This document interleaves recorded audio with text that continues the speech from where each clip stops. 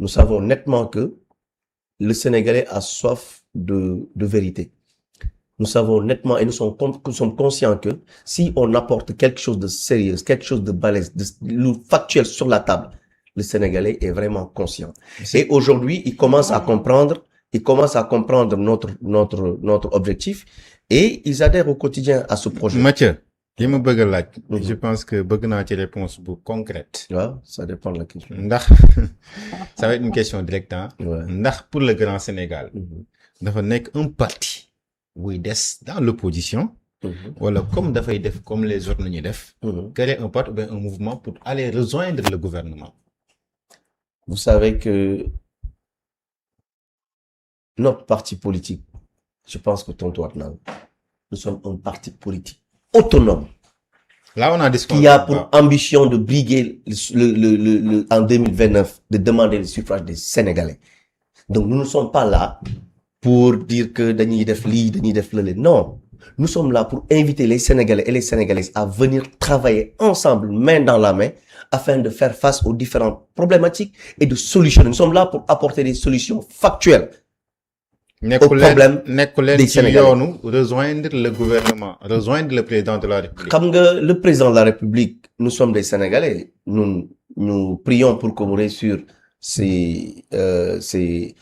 son mandat parce que le Sénégal est déjà compliqué. Mais il faut comprendre que ce qui lui reste, c'est déjà compliqué de pouvoir faire des résultats extraordinaires. Donc là, prions pour que mu teg égali mandat. Amna kuma informé ne ma Doudou Ka est en train de discuter avec le président de la République et probablement mën rejoindre le gouvernement et même au niveau de Ziguinchor sax en tout cas bokk na ci plan yi nga xamante yi ñi xalaat pour que ëllëg mu nekk fa son candidat au niveau de la municipalité lan ngay tontu ñooñu.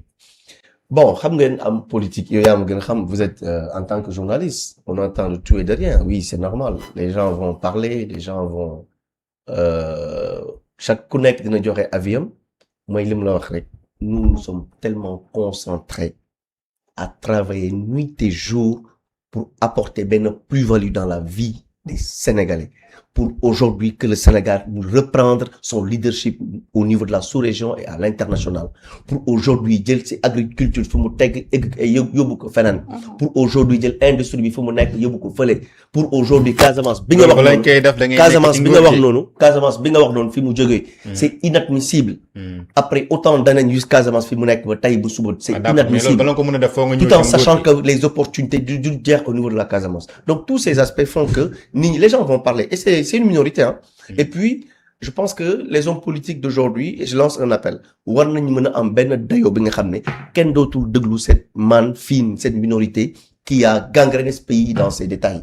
Ça suffit dafa doy. Il faut que nit ñi génn ñu waxtaan ak Sénégalais. Le Sénégalais n'est pas bien informé. Parce qu'il y a tellement des informations yu ni mel, ay waxu dulu ko dafa daw ak dafa def ni, qui polluent quand même des trucs, les réseaux sociaux du n'importe quoi. Ça suffit. Il faut que ñun ñu génn waxtaan ak Sénégalais wax leen li am. C'est très important. Donc encore une fois, vous êtes dans l'opposition. Les internautes le Grand Sénégal est dans l'opposition. Les internautes qui parlent de ça, il faut leur répondre que nous sommes là, nous sommes dans l'opposition. En 2029, Inch'Allah, on va prendre ce pays et sortir. 2029, am na lu ko jiitu muy peut-être élection locale yi nga xamantene peut-être ñu tenir ko wala ñu bañ ko tenir, mais bu ñu dellu ci seen zone ñu gis le président de la République jéem na jël récupérer ki di Doura Baldé ak seen zone bi ni mu bindoo parce que am na aussi des ténors ndax vraiment vous envisagez peut-être de les rencontrer wala da ngeen di bàyyi le président de la République di ñëw ci seeni ay rang. Xam ngeen le cas de Doura c'est à part, ça c'est à part. Donc nous restons concentrés, encore une fois, nous restons concentrés. Nous avons des ambitions claires, nettes et précises. Bëgguñu dugg tey ci erreur yu beaucoup de partis ont commis. Nekk fii xam nga di dugg ci ay affaires. Nous sommes concentrés carrément. Li ñu ñor mooy continuer liggéey bi ñu président Doudou Ka sas avec les jeunes, avec les femmes, dans les différents secteurs prioritaires. Xam nga la lu ñu yite mooy tey dem au fin fond du Sénégal, comprendre exactement quelles sont les difficultés et comment apporter les solutions. Li ñu yitteel aujourd'hui mooy comment aujourd'hui reprendre le leadership de ce pays au niveau de la sous-région. Li ñu yitte aujourd'hui mooy les comment dirais-je 75% de cette population jeune ak ñi nga xam ne je pense que loolu ku mu tiitaloon war nga xoolaat sa bopp en fait. moom kañ lay ñëw d'ailleurs. kan si. Doudou Ka. Prochainement inchallah. Prochainement. doo leen def ni Il n'a pas sens interdit au Sénégal. Doudou Ka maanaam il faut comprendre le parcours de ce monsieur. Il a toujours été dans les activités à l'international. C'est un banquier d'affaires qui accompagne les pays africains depuis très longtemps. Il a son cabinet à Paris depuis très longtemps avant muy ñëw fii ci Sénégal. Est-ce que vous imaginez? Donc c'est tout à fait logique, normal. Mu continuer ses activités à l'international. Vous savez, ak li fi xewoon avec, excusez-moi, avec ce changement de régime, il fallait les laisser. Il fallait laisser les Sénégalais comprendre ce qui se passe. Je pense que fii ak 500 ans les Sénégal dootul defati erreur bi ñu mel. Ban erreur?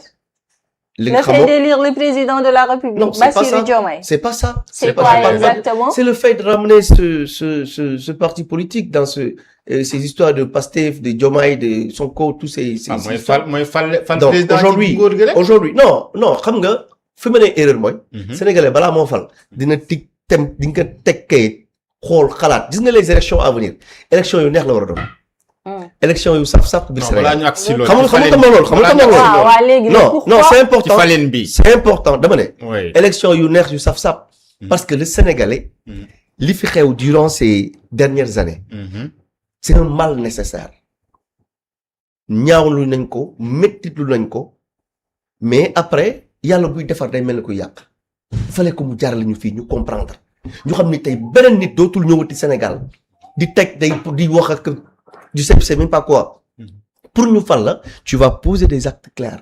Tu vas poser une vision claire. Ba pare li ngay wax dañuy fekk sax nga mëne ko ba pare. Man li ma lay wax aujourd'hui. ñoom ñu décliner seen projet yi comme yow li nga fi wax sànq li nga fi décliner ci seen parti nga ne da ngay teg lu leer. Yow yaa gën a xam. te itam balaa ñoo def nañ fi tam lu jar tam nit wóolu leen pour jox leen réew. Parce que gis nañ fi ñu organiser lu su mel ni vacances patriotiques gis nañ fi ñu organiser fi loolu gis nañ fi ñu ne peut-être li nga xam ne moo nekk CNTS maanaam ñi nga xamante ne ñoom ñu banque de sang yi dañoo am problème dañoo am rupture de sang ñu gis fi ñoom ñu organiser à travers seen ay cellules communales def ay dons de sang jox li nga xamante moo nekk banque de sang yi deret bu bëri ak yeneen mbir yoo xamante gis nañ ñu def ko ba ci sax lu jëm ci wàllu éveil de conscience est-ce que loolu rek doyul ak programme bi nga xamante ni proposé woon nañ ko Sénégalais pour ñu jox nit gis nga programme ñu proposé wala vacances agricoles mooy doxal mbéy ci réew. non man lire naa programme bi ñu proposé ñoom man lire naa ñoom seen programme de campagne. xam nga mooy li ma wax. le Sénégalais est averti. gis nga 2029 élection yu neex lay doon. nit candidat ba. le Sénégal nañ la gëstu ces 20 dernières années. xool yow yaa kan. lan nga jëf li ma lay wax lan nga jëfee. qu'est-ce que lan nga def lan nga jëfee sa dund fan ngay xam nga aujourd'hui li fi xew dafa yomb yow mosoo gis programme. musoo gis projet waaw ñoom ñi nga xam ne dañu mbappat Kajona mais musoo gis programme Kajona ñoom dañu mbappat nangul leen que ni solution projet ani Baobab ba je sais même pas quoi on a tout vu dans ce pays Baobab ba réer na mais yéen waa léegi yow vision 2050 réer na mais xam nga dans un état sérieux xam nga dans un pays sérieux je pense que ces copies-collages ces histoires dafa jeex sëñ bi booy diriger réew quand tu veux briguer quand tu veux demander le suffrage des populations des Sénégalais da ngay taxaw ak lu leer